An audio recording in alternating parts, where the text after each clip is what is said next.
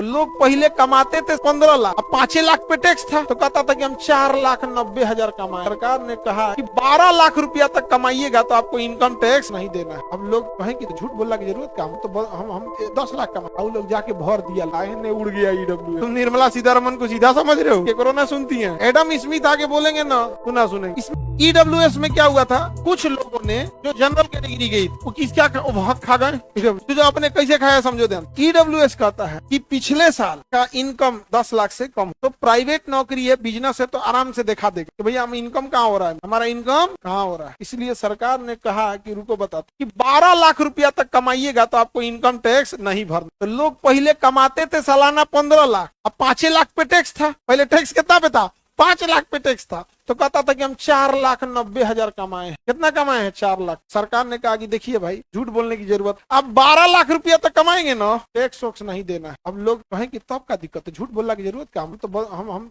10 लाख कमाए। लोग जाके भर दिया क्या चीज कि 10 लाख पे इनकम टैक्स थी, हमारा कहाँ इनकम टैक्स लगेगा, 12 लाख पे है, ये नहीं है, हम 10 लाख कमाए। पूजा के भर दिया किस 10 लाख, आए उड़ गया ईडब्ल्यूएस, उड़ गया ईडब्ल्यूएस।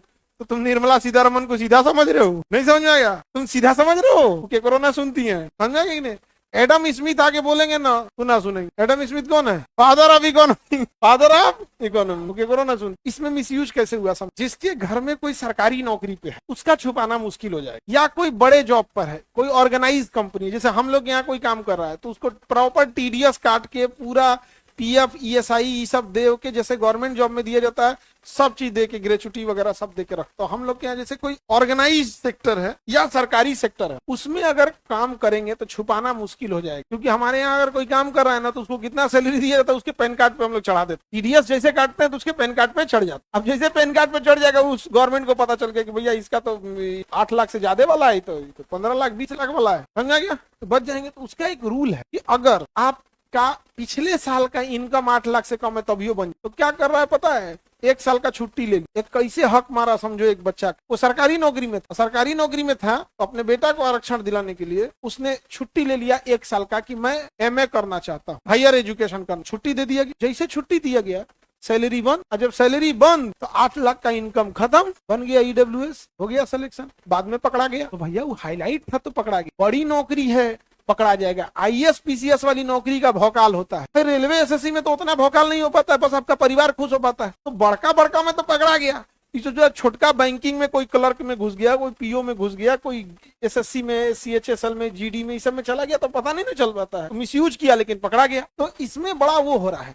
लेकिन क्या है कि ओवरऑल इसमें भी अगर कोई ईडब्ल्यूएस का मिसयूज भी करेगा तो वो भी जनरल कैटेगरी का है। किस कैटेगरी का है? क्योंकि इसमें ओवरऑल आना किसका है, जनरल कैटेगरी का है। किसी को दिक्कत तो बोलिए। अब ऐसा कोई बताओ जिसको आरक्षण नहीं है, नहीं है तुमको? इजराइल से हो क्या? अरे कैटेगरी जनरल में हो, अरे तुम जनरल में ईडब्ल्यूएस को है ना जी, आप होंगी अन रिजर्व में 8 लाख से ज्यादा वाले।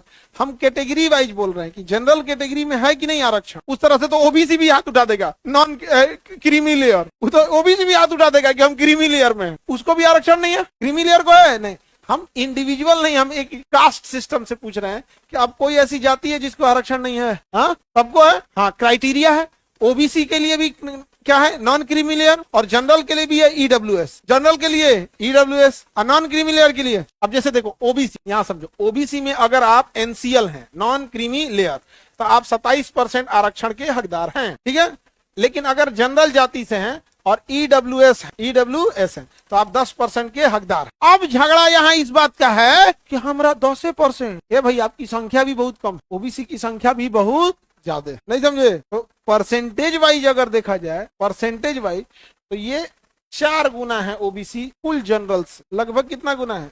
4, तो 40% चल जाए पॉपुलेशन प्रोपोर्स। तो सोसाइटी को आप कभी सेटिस्फाई नहीं कर। तुम समाज को अगर अपना गर्दन काट के दे दोगे ना, यहाँ से काटा है, यहाँ से काटा रहता तो टांगने में आसानी रहता, यहाँ से काट के दे दी। You can not satisfy the society. Society जीवन भर आपकी निंदा करे, समझा गया कि नहीं है? जब तक जिंदा है निंदा होगी। इंसान अच्छा था ये सुनने के लिए मरना पड़ेगा। मरते के साथ लोग कहेंगे बहुत अच्छा आदमी, सांस थमते कहेंगे कि बहुत अच्छा आदमी, समझ में आ गया कि नहीं?